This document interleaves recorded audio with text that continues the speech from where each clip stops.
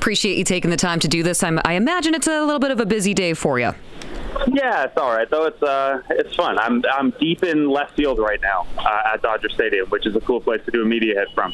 Ooh, I can only imagine. Well, it's nice to meet you over the phone. We'll have to get you in person one of these days. But Blake Murphy, of course, Raptor and Blue Jay analyst with Sportsnet. He is the host of Jays Talk Plus, co-host of the Raptors show, and of course, you can find Blake on Twitter, Blake Murphy ODC on Twitter. So, Blake, the series is all evened up now. Jays and Dodgers, a win apiece. It shifts to LA, as you mentioned. You're in the ballpark right now. But I saw Bo Bichette starting at second tonight. What stands out to you there? Yeah, it's nice to see him back in there. I guess the read on it is they didn't want too much too soon after a 7-week layoff. So pulled him a little early in game one when there was a spot to pinch run for him and with a lead to get a defensive replacement in there. Game two came in as a pinch hitter when they were behind, of course. So I think they're going to, play this cautiously. They do have 3 game days in a row here, so they'll play some feedback of how he's feeling and things like that. As far as the move to second base, it's fascinating because, if you look at big picture where Bo Bichette's career is going to go, what his next contract looks like, there's a chance he's going to have to move to second base or third base at some point. But you rarely see this happen in the middle of the season. You rarely see a guy come back from injury, play a position he hasn't played in 6 years, and even then that was a small amount of games at the minor league level. So it's pretty fascinating to ask him about this and have him tell us that he was actually the one who suggested it. He thought with the health of his knee, the lateral movement, and the difficulty of the shortstop position, he would be able to get back in the lineup a little quicker if he took over second base. Andres Gimenez has done a really nice job defensively at shortstop, and they've kind of been picking each other's brains all season, but especially the last couple weeks, as Bo Bichette tries to pick up some things defensively from Gimenez, and Gimenez tries to pick up some things offensively from Bichette, who obviously the headline item here is Bichette's bat is back in the lineup. That's the most important thing here. We'll see how the defense goes at second. Yeah, absolutely. It says a lot about his adaptability. And Blake, you also alluded to this a little bit there, and I'd like to maybe get your take on this. Bichette is a free agent after this season. Are you hearing any rumors of where he might land? No, nothing this early. Bo Bichette's been pretty adamant the whole time that, he doesn't want to address that too much until the offseason, and then B, that his first goal is to win in Toronto and stay with Vlad for their entire careers. Now, does that have a dollar value of $5 million, of $1 million, of $15? I don't really know. If the Dodgers or the Yankees or the Red Sox come calling with a big contract, is that enough to get him to stay? I'm not sure. I think the lines of communication will be very open. You'll hear the Blue Jays talk a lot this week and in the aftermath of the season how much the culture they've built and the camaraderie in the clubhouse matters, and they think it's a piece of what they've built here and what they're going to continue building. Bo Bichette is a part of that. But again, these things are really nice to say ahead of free agency. I don't know how much of a dollar value they carry. So if it's the difference between, $150 million and $200 million, I don't know if all the chemistry in the world is worth $50 million. So we'll see in that regard. Blake Murphy is live in left field at Dodger Stadium. It just sounds so cool. And I would love to be there, by the way. But when you're talking Bo Bichette, by any chance, do you think that the Jays downplayed the severity of that knee injury? Because I sprained my knee before, and no, I don't have to play Major League shortstop, but still, I was able to come back from it relatively quickly. Yeah, I don't know. I'm not a doctor. It's a PCL sprain, so, how does that differ from an MCL or an ACL at the position? It sounded initially like it wasn't that bad. He came back in that game and was kind of day-to-day for a couple days before they put him on the IL. So I think at least initially the way the knee responded was not what they were expecting after that collision at home plate initially happened. Look, I think this time of year you want to make the other team prepare for every scenario. So did they make it sound more optimistic for the ALCS than maybe it actually was? I don't know. I wouldn't fault them if they were trying to make sure that the Yankees and Mariners had to prepare just in case with Bichette. And he's been doing some pretty good batting practice for a while now, but really had only ran the bases in the couple days leading up to the World Series here. So I think initially it snuck up on them a little bit, and then from there, yeah, you can't blame the team if maybe they're saying one thing publicly when feeling another privately, if that's the case, given the gamesmanship at play here this late in the season. So, Blake, the series now tied at a game apiece. Game 3 shifting to Dodger Stadium, as we mentioned. They have an impressive home record, 52-29 this season. What do you think the key is going to be for the Jays to quiet that crowd early? Yeah, I think it's going to have to be to get the pitch count up on Tyler Glasnow. And we saw them do that against Snell and Yamamoto. Yamamoto really settled down after, so you got to kind of keep the pressure on. And Glasnow's the type of pitcher that they'll be able to do that a little better against. He's really, really good, but he tends not to pitch super deep into games. And look, Dodger fans are very confident. They're starting to fill in to the stadium now already. And there's it's not quite Yankees-Lakers level of exceptionalism, but they know that this team is one of the best in baseball, and they're the defending champions, and they're going to be pretty confident in just about everything. The area they're not confident is the bullpen. So I know your question was, how do you do that early? How do you affect the crowd early? I don't know that you can when Tyler Glasnow's on the mound and this lineup is the lineup they're going to trot out there. But I do think if you can get 25, 30 pitches on the count for Glasnow and at least have Dave Roberts in this crowd looking into the bullpen, realizing that bullpen's maybe going to have to cover 3 or 4 innings, that's when you might start to feel at least a little bit of anxiety here at Dodger Stadium. How do you feel about that matchup with Scherzer on the mound for the Jays? It's going to be fun. It's a game day, so I'm not going to get anywhere close to Max Scherzer. I'm not going to get close to his sight line. I'm not going to get close to where he is warming up. But as a matchup, it's really fun. And Scherzer had that great start here earlier in the season. I think he gave up 2 runs over 6 innings. It was him against Kershaw, which was really cool. But this is a big spot. This is a dangerous lineup, and it's a ballpark that is pretty homer-friendly. So Scherzer's going to have to navigate it pretty carefully, particularly with their left-handed hitters in Ohtani, Freeman, Muncy, and Edman, where, Scherzer's had a little bit of lefties can get to him. He's had a little bit of home run problems at times. Now, that was a version of Max Scherzer different than the one we saw in the ALCS. So if that one shows up, anything's possible. I think if you're the Blue Jays, look, you're about to play 3 game days in a row. You can't really afford getting into your bullpen early, so you're hoping for at least 5 good ones from Scherzer here. If he can get you twice through that batting lineup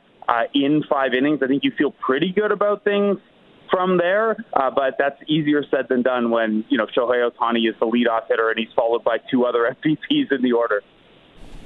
Blake, I'm shocked. If I could go back in a time machine to 2023 and John Schneider walks to the mound, lifts Jose Barrios for Yusei Kikuchi in an ALDS game, I would be shocked to say that, is there any better manager in the American League right now in your estimation in the way that he's deployed this bullpen and lineup?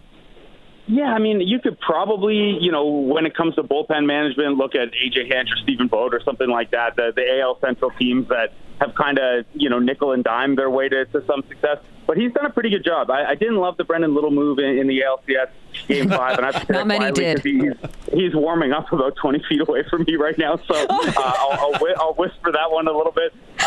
But, yeah, I think for the most part he's done pretty well. You go back to Game 4 of that Yankees series and how they navigated a bullpen day. You go to Game 7 of the series against the Mariners and look at some of the mistakes that Dan Wilson made that John Schneider was able to avoid. I know the Brendan Little move backfired. I know that Louis Varland gave up a home run to Cal Raleigh, but they did a pretty good job making sure even their heavily used guys weren't exposed to Julio Rodriguez, Cal Raleigh, and the rest of the punchy parts of that order too many times in a series where George Springer was seeing Edward Pizzardo for the 3rd time, and Pizzardo was using the exact same game plan a 3rd time. Hitters this level are eventually going to figure it out. So, I'm with you. I think John Schneider's shown a lot of improvement, not just with the bullpen, but how he navigated that big 9-run 6th inning the other night was really good, too.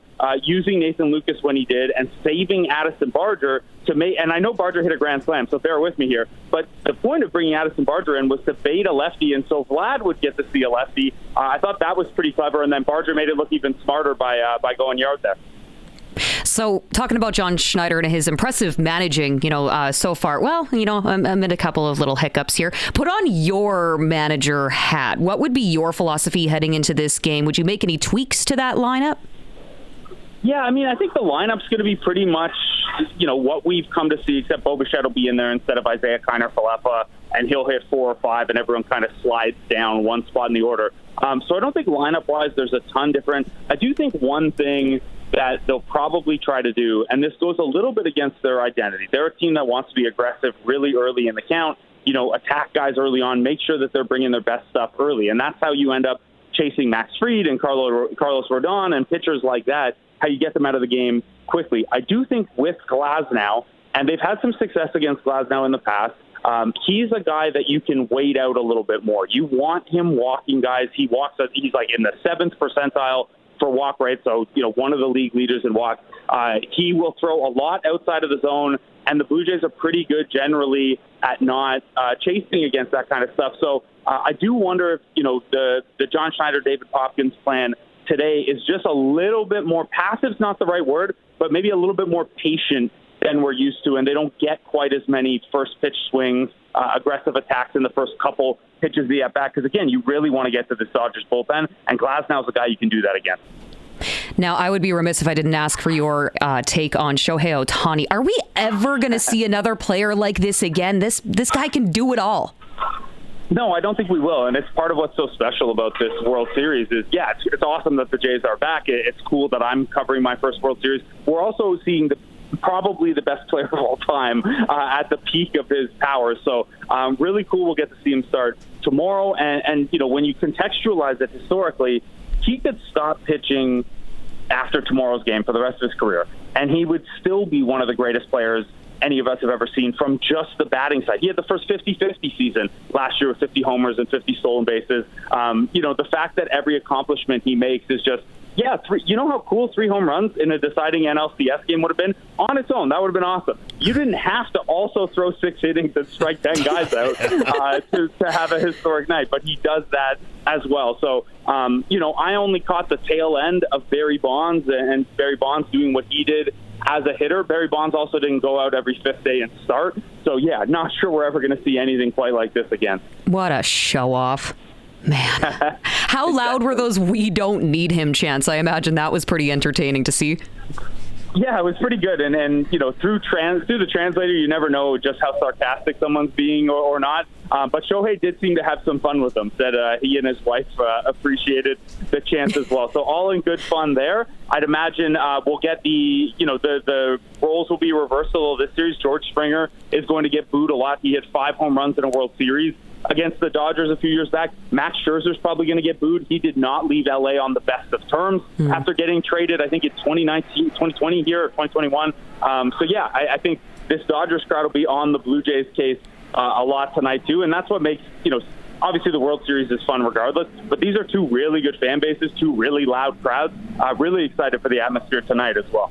Blake, if you rewind to again, I don't know why I keep going back in time with my questions, but Dave, live in the moment, man. Yeah, no, isn't that true? Called out. Jeez, I go back to opening day, and I remember looking at the roster for the Toronto Blue Jays, and I felt like those guys at the start, the groundskeepers at the start of the Major League movie, right? Who are these guys? And I'm thinking, really, we're going to trust Davis Schneider, and we think that Ernie Clement can do something special, and did anyone else not see what happened with Jimenez last year? And the list goes on. They've all played a part. Which is the guy, though, that's the biggest part, the unsung hero, if you will, that has gone ahead and got that cog in the machine turning? Yeah, I'd love to say Jeff Hoffman is going to come out to Wild Thing in one of these last games, but I can't push your analogy all the way there. I think for me it's probably Ernie Clement, and that's maybe that's not the popular answer to this question because there weren't a ton of expectations, and he doesn't make very much money and things like that. But this is a guy, when you look at what the Blue Jays do well, they're a really good contact hitting team and they never strike out. That's Ernie Clement. They're a team that's really difficult to pitch against because they can make you uncomfortable early in at-bats. Well, that's Ernie Clement. They are a team built on defensive value and defensive versatility, where one guy goes down and you can just find someone to fill in that position. That's Ernie Clement. He played 4 different infield positions this year and is up for 2 different Gold Glove awards. And then more than anything, probably, and this is a little outside of my analytic comfort zone at times, but this team is really, really driven by their chemistry and their camaraderie. And you ask around that room who is essential to that, it's Miles Straw and it's Ernie Clement. So Ernie Clement kind of checking a lot of different boxes there if you're looking for someone who kind of captures everything this team is about, even though, he's probably going to hit 7th tonight and isn't going to get $500 million this offseason. He's the guy for me that kind of best represents everything. I'm just hoping that Barger can earn enough that he can go ahead and stay on his own couch when his parents come to town moving forward. Yeah, seriously. Those guys are leaning into it a little bit. By the way, I saw David Schneider doing batting practice just like maybe half hour ago in a Bam Bam Barger t-shirt. So I hope Jamie Campbell's getting royalties on that nickname.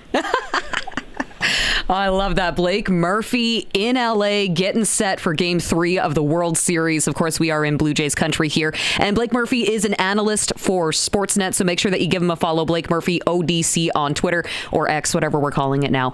Blake, appreciate the time. Hope you have fun at the game tonight. Yeah, thanks for having me. Really great to chat with both of you and enjoy Game 3.